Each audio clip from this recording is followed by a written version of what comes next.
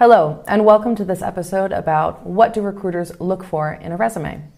Recruiters are very busy professionals. They have to deal with hundreds of resumes before choosing the perfect ones to present to executives and supervisors. Because recruiters have no time to waste, your resume must be in tip-top shape. After a quick look over, it must be sufficiently appealing for recruiters to place it into the consideration pile. Let's take a look at the 3 most important things recruiters look for in a resume. One of the first things recruiters look for in a resume is if it's well organized and formatted. If the resume isn't easy to follow and recruiters need to decipher qualifications, they probably won't spend too much time reading it. Putting years of experience in a one-page document that invokes interest says a lot to the recruiter about the person's communication and presentation skills. Recruiters want to immediately see strengths, background highlights, and industries that candidates have worked in. If this is well written, they will review the resume further. Otherwise, the candidate most likely won't move forward.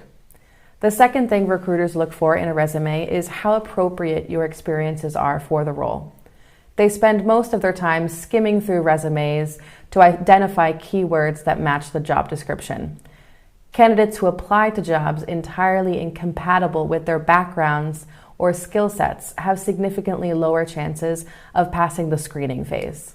Your resume should clearly state and show work experience, education, skills, and achievements related to the specific job opening. After confirming that you're a potentially good fit for the role, recruiters look for evidence of business impact on your resume. They like to see concrete examples of actual projects you've done and your accomplishments.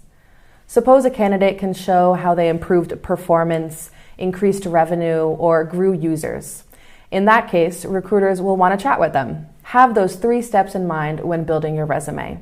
If you meet those criteria, you're probably going to pass the screening phase and get invited to a first interview.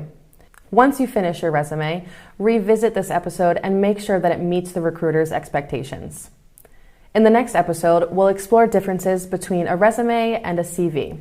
I'll see you there.